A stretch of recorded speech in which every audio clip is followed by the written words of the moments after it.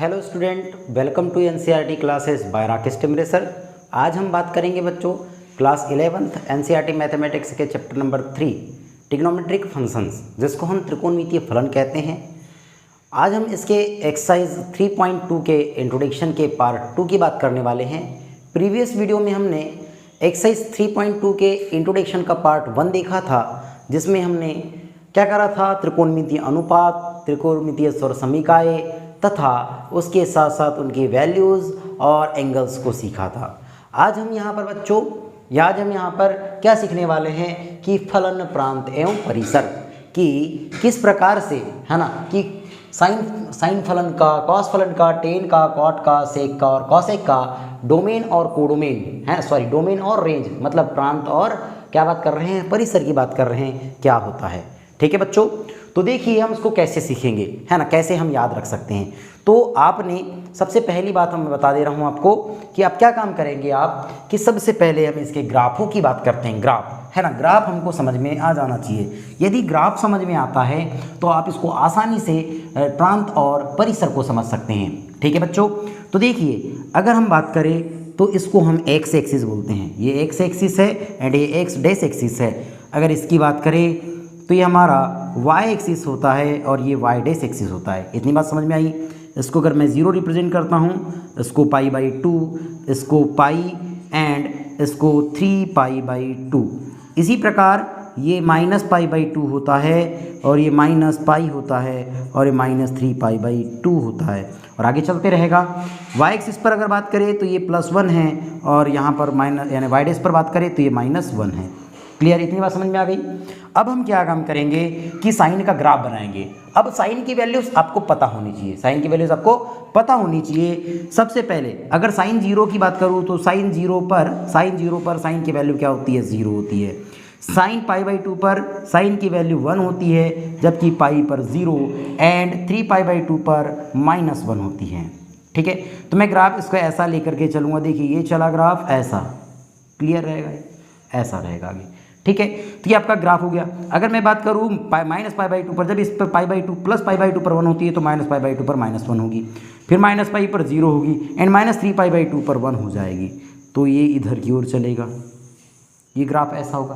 Clear है। तब आप देखेंगे कि यहाँ पर एक्स एक्सिस पर ऑल रियल नंबर को ये क्या कर रहा है, फॉलो कर रहा है। क्या कर रहा है, ऑल रियल नंबर को फॉलो कर रहा है ऑल रियल नंबर को, इसीलिए इसका डोमेन जो है वो रियल नंबर है।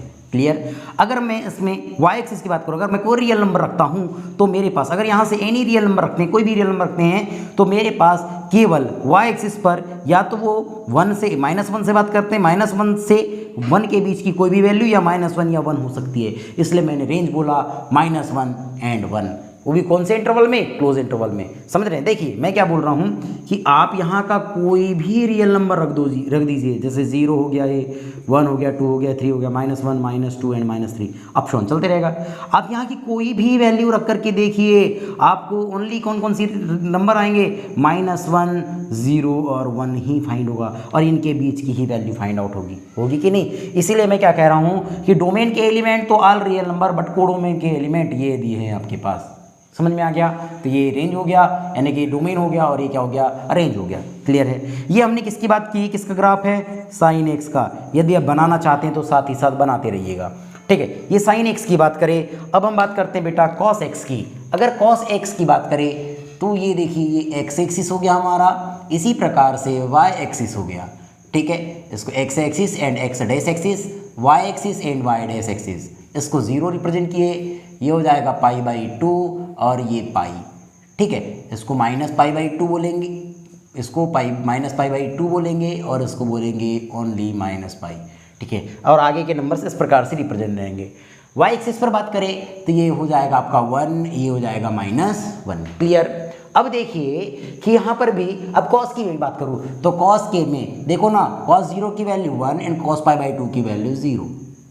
इसका ग्राफ ऐसे चलता है, इसका ग्राफ कैसे चलता है, ऐसे। इसका ग्राफ कैसे चलता है, ऐसे चलता है। तो ये कॉस का ग्राफ हो रहा है। तो देखिए यहाँ पर अभी एक्स एक्सिस पर ऑल रियल नंबर को ये फॉलो कर रहा है, ऑल रियल नंबर को, लेकिन वाई एक्सिस पर ये केवल -1 से 1 के बीच में, देखो -1 से 1 के बीच में दिख रहा है, इसलिए इसका डोमेन देखेंगे आप तो रियल नंबर है एंड रेंज क्या है, क्लोज इंटरवल -1 से लेकर के 1 है। ठीक है, आगे बढ़ते हैं हम। 10x की बात करें तो 10x में देखिए 10 का अगर ग्राफ की बात करूँ, ये किसका ग्राफ है, cos x का ग्राफ है। अगर हम 10x की ग्राफ की बात करें तो कैसे बनेगा, देखिए ये x axis, x dash axis, ये हो गया आपका y axis and y dash axis. Clear. अब देखिए 0 है, ये आपका π/2 होगा और ये पाई होगा। सेम इसी प्रकार से -π/2 एंड ये क्या होगा, पाई होगा। इतनी बात समझ में आ गई। अब हम क्या बात करेंगे, यानी माइनस होगा। ठीक है, और देखिए यहाँ पर ये 1 होगा एंड ये -1 होगा। इतनी बात समझ में आ गई। अब हम ग्राफ खींचेंगे 10 का। आपको पता है tan थीटा, आपको पता है कि tan theta is equal to कितना होता है, sin theta upon cos theta होता है। ठीक है, अब मैं बात कर रहा हूँ sin 0 की वैल्यू, sin 0 की वैल्यू 0 एंड cos 0 की वैल्यू 1 इज इक्वल टू कितना होगा, 0 होगा। ठीक है, लेकिन अगर मैं बात करूं 90 की तो sin 90 की वैल्यू कितनी होती है, 1 होती है एंड cos 90 की value 0 is equal to infinite होगा। मतलब sin tan 0 की वैल्यू 0, tan 0 की वैल्यू 0 एंड tan 90 की वैल्यू इनफाइनाइट होती है, इनफाइनाइट। तो बेटा अगर मैं इसके ग्राफ की अगर बात करूं तो देखो मैं इसको थोड़ा सा से ज्वाइन कर देता हूं। ठीक, ये इस प्रकार से हम ज्वाइन चलते हैं। ठीक, वैसे आगे यहाँ पर क्या होगा, -3π/2 होगा, तो मैं इस पर भी रिप्रेजेंट कर देता हूँ ऐसा डॉटेड लाइन। यहाँ पर भी ऐसे क्या होगा, 3π/2 होगा, तो हम इसको भी डॉटेड लाइन से रिप्रेजेंट करते हैं। तो देखिए क्या होगा, tan 0 पर 0 होगा, लेकिन tan 90 पर कितना होगा, इनफाइनाइट होगा। तो इनफाइनाइट से आता हुआ प्रतीत हो रहा है, देखो ऐसा ग्राफ चलेगा ये ऐसा। क्लियर। अब देखिए इसी प्रकार से अगर हम इसकी बात करें तो यहाँ पर भी क्या होगा, इसकी वैल्यू इनफाइनाइट, तो ये ग्राफ ऐसा आएगा। ये कहाँ से होकर के आएगा, π/2 से। ठीक है, अब देखिए इसकी बात करें तो ये ग्राफ कहाँ से होगा, ऐसा आएगा। ठीक, ये ऐसा ग्राफ चलेगा। इसका मतलब आपको क्या समझ में आ रहा है यहाँ पर कि अगर मैं डोमेन की बात करूँ, डोमेन की बात करूँ यहाँ पर देख लीजिए, डोमेन की बात करें तो डोमेन में ध्यान से देखिए, आपको ये इनफाइनाइट से चलते हुए आ रहा है, ये इससे चल नहीं रहा है। मतलब आपको देखो -π/2, देखो π/2 और यहाँ पर क्या होगा 3π/2। मतलब जो भी विषम संख्या वाला टर्म है वो क्या हो रहा है, इसमें इंक्लूड नहीं हो रहा है। तो मैं क्या बोलूँगा, ऑल रियल नंबर को फॉलो कर रहा है। ये ऑल रियल नंबर में से 2n+1 क्या होता है, नेगेटिव नंबर होता है, नेगेटिव नंबर सॉरी क्या होता है, विषम पूर्णांक होता है ना, विषम होता है ये। तो क्या हो गया, विषम और ये π/2, मतलब 1π/2, 3π/2, 5π/2, ये इसमें इंक्लूड नहीं होगा रियल नंबर में। और देखिए यहाँ पर परिसर क्या है, रियल नंबर है। देखो ना यहाँ की अगर मैं बात करूँ तो ऑल रियल नंबर को फॉलो कर रहा है, ऑल रियल नंबर को -इनफाइनाइट से +इनफाइनाइट तक फॉलो कर रहा है। इसका जो प्रांत होगा परिसर होगा वो रियल नंबर होगा। इसी प्रकार से अगर कॉट की बात करें तो कॉट में थोड़ा चेंज होता है ना, कॉट में क्या होता है, थोड़ा चेंज होता है। अगर मैं कॉट की बात करूँ सिंपल तरीके से तो कॉट में क्या होगा, ये एक्स एक्सिस है, ये एक्स डैश, वैसे ही वाई एंड वाई डैश। अब इसकी अगर बात करें 0, ये होगा आपका π/2, ये पाई एंड ये 3π/2, वैसे ये -π/2, फिर ये -π एंड -3π/2, और ये इसकी बात करें तो ये 1 और ये -1। ठीक है, अब इसमें हम किसकी बात करें कि कॉस, हम कॉट की बात कर रहे हैं ना, यहाँ पर कॉट की बात कर रहे हैं। तो कॉट का जो ग्राफ होगा वो देखिए यहाँ पर अगर मैं बात करूँ 0 पर तो इनफाइनाइट होता है, 0 पर क्या होता है, इनफाइनाइट होता है, लेकिन π/2 पर कितना हो जाता है, 0 हो जाता है। मतलब इसका जो ग्राफ चलेगा वो इस तरीके से चलेगा। यहाँ पर मैं डॉटेड लाइन ड्रॉ कर देता हूँ ऐसा, और यहाँ पर डॉटेड लाइन। ठीक है, तो इसका जो ग्राफ चलेगा ये यहाँ से इनफाइनाइट से आता हुआ प्रतीत होगा, यहाँ पर 0 होगा और यहाँ पर जाएगा तो इनफाइनाइट तरफ चला जाएगा। वैसे यहाँ पर इनफाइनाइट से आता हुआ प्रतीत होगा और ऐसे चला जाएगा। यहाँ अगर बात करें तो ये ग्राफ ऐसा आएगा और ऐसा चला जाएगा। सेम इसी प्रकार से ग्राफ इधर से आता हुआ प्रतीत होगा और कहाँ से आएगा, यहाँ से चला जाएगा ऐसा। ठीक है, ये ग्राफ ऐसा बनेगा। तब आप देखिए यहाँ पर कि ये तो ऑल रियल नंबर को फॉलो कर रहा है, लेकिन यहाँ पर देखो कुछ कंडीशन छूट रही है, जैसे पाई छूट रही है, ये पाई छूट गई, वैसे यहाँ 2π छूट जाएगा 2π। तब बात कर रहे हैं कि रियल नंबर में nπ, मतलब nπ हम समझ लो, nπ क्या हो रहा है, यहाँ पर जो nπ वाली टर्म है वो क्या हो रही है, आपसे छूट जा रही है, nπ नहीं होगा। जबकि ऑल रियल नंबर को ये फॉलो कर रहा है तो ऑल रियल नंबर इसका क्या हो जाएगा, रेंज हो जाएगा। सेम इसी प्रकार से सेक और कॉसेक को आप कंप्लीट कर सकते हैं ग्राफ। तो देखिए एग्जाम्पल नंबर हम 6 की बात करते हैं। एग्जाम्पल नंबर 6 क्या है बेटा कि यदि cos x is equal to -3/5 हो और x तृतीय चतुर्थांश में स्थित है तो अन्य 5 त्रिकोणमितीय फलनों के मान हमें ज्ञात करना है। ठीक है बच्चों, तो देखिए इसको आप किस प्रकार से हल करेंगे। देखिए हल में आपको क्या काम करना है, दिया है सबसे पहले क्या दिया है यहाँ पर बेटा कि cos x is equal to -3/5, ये बात हमको दे दी है और कहता है कि यदि cos x is equal to -3/5 हो और ये कौन से चतुर्थांश में हो, ये बात को आपको याद रखना है। कौन से चतुर्थांश में हो, तृतीय चतुर्थांश में हो, तो अन्य 5 त्रिकोणमितीय फलनों के मान ज्ञात कीजिए। अन्य 5 त्रिकोणमितीय अनुपात मतलब साइन, कॉस, टेन, कॉसेक और सेक की बात करनी है ना। कॉस तो हमको दिया है, तो अब हम यहाँ पर साइन की बात करते हैं। किसकी बात करते हैं, साइन की। तो क्या हो जाएगा, साइन निकालना चाहेंगे हम, तो sine x is equal to कितना होता है, square root 1 minus cos square X. Yes no, चूंकि हमने एक फार्मूला पढ़ा था, चूंकि sine square theta plus cos square theta is equal to 1। So इस इक्वेशन से है ना, इस समीकरण से क्या हो गया, sine x is equal to square root 1 minus cos square X होता है। देखो ना, अगर मैं इसका ट्रांसफर इधर करूँ तो माइनस में चला जाएगा और स्क्वायर हटाऊंगा तो इधर स्क्वायर रूट लग जाएगा। क्लियर। तो देखिए अब क्या काम करेंगे कि ये साइन एक्स का साइन एक्स रहेगा is equal to square root 1 minus cos X की वैल्यू क्या है, -3/5 है, तो इसको लिखेंगे -3/5 ऑफ होल स्क्वायर। क्लियर।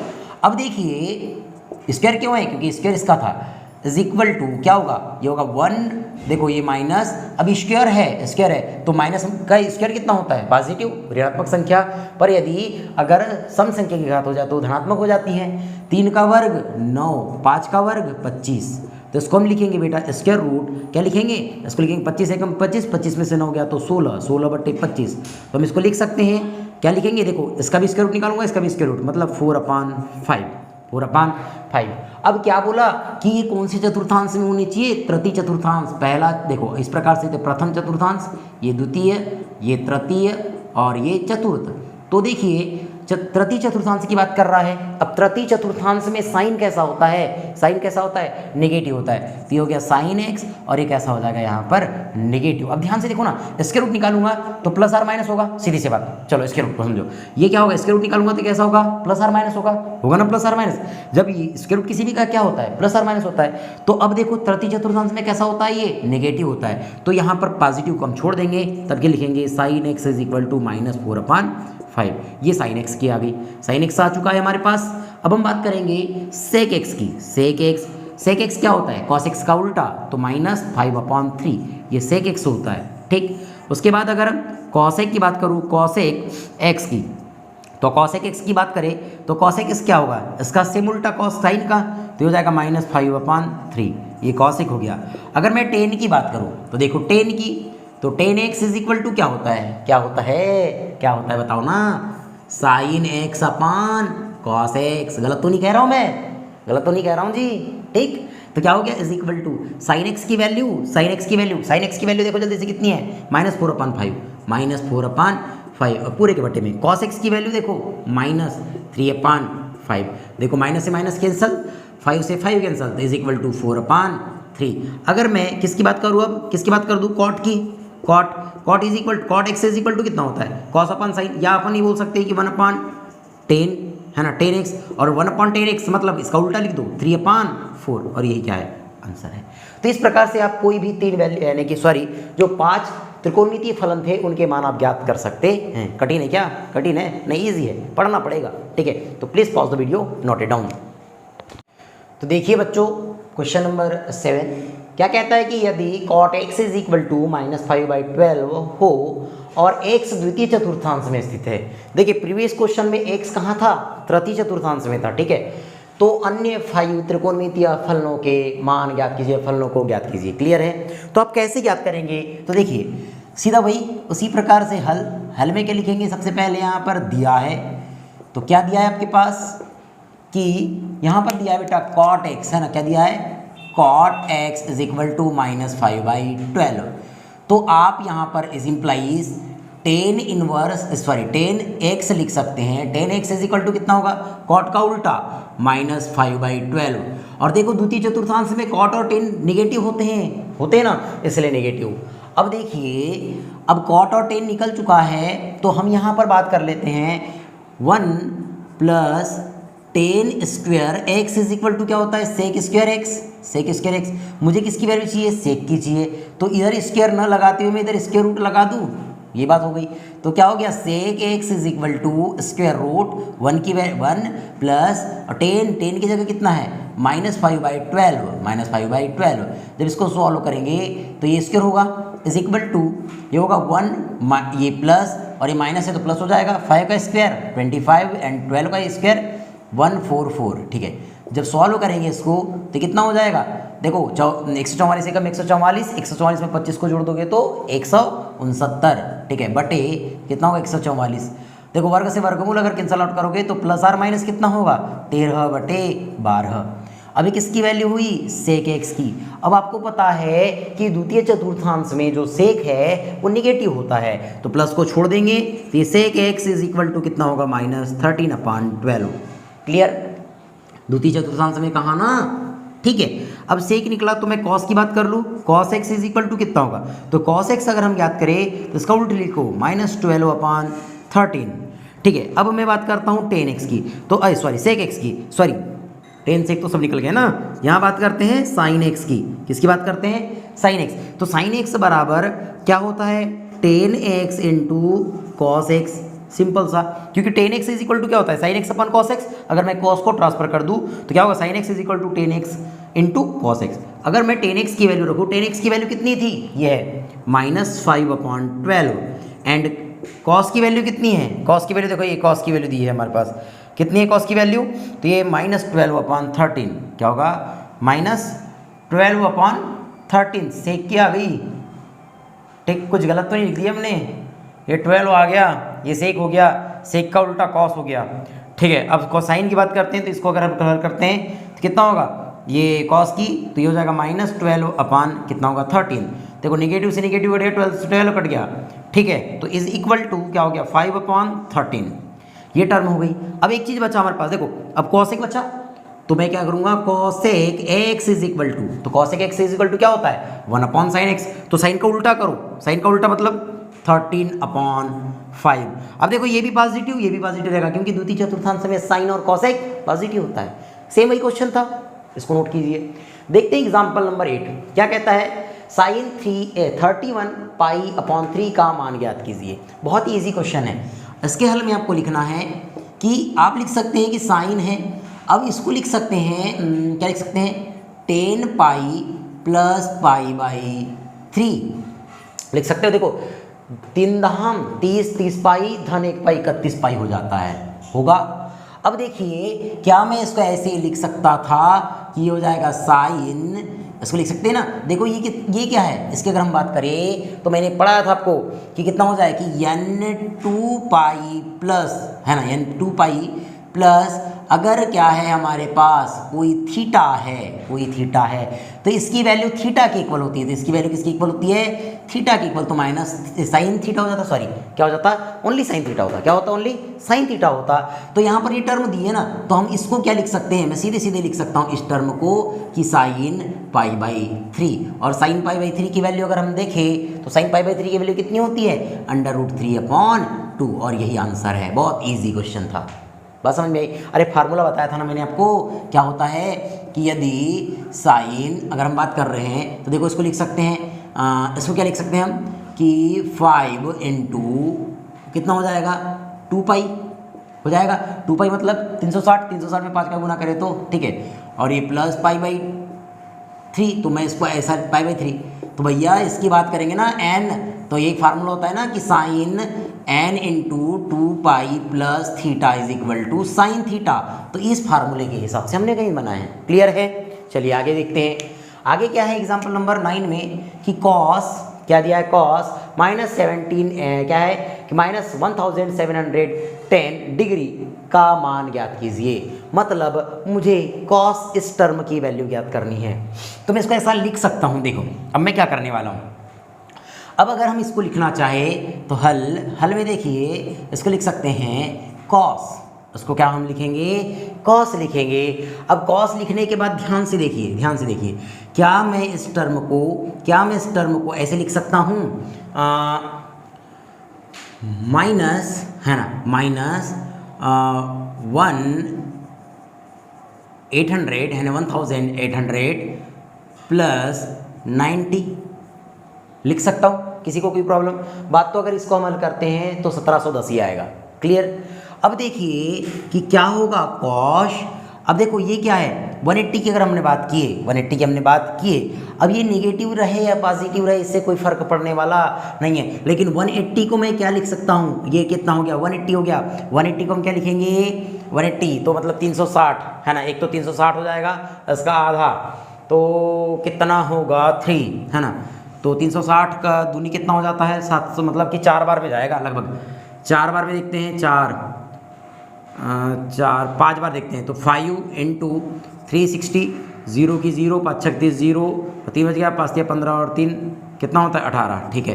तो कितना होगा 5 इंटू कितना हो गया 360 प्लस कितना होगा 90, यही टर्म होगी। और हमने पढ़ा है चूंकि फार्मूला कॉश क्या होगा n इंटू 2 पाई, ये 2 पाई की वैल्यू है, plus theta is equal to cos theta. अब आपके मन में एक सवाल आ रहा होगा कि सर ये माइनस दिया है, यस नो सर ये माइनस दिया है, अब कैसा करेंगे, अब कैसा कर सकते हैं? तो एक बात आपको मैं बता दूं कि ये निगेटिव रहती है तो भी पॉजिटिव हो जाता है, ठीक है, इसमें कोई दिक्कत नहीं है। तो क्या हो रहा है, तो इसको हम क्या लिखेंगे ओनली कॉस थीटा, मतलब क्या है 90 है तो ये 90, और कॉस 90 की वैल्यू अगर आप बात करें कॉस 90 की वैल्यू, तो कॉस 90 की वैल्यू कितनी होती है 0 होती है, और ये इसका क्या होगा आंसर होगा। बहुत ही ईजी है, ऐसी सेम एक्सरसाइज बनने वाली है, तो please pause the video, note it down.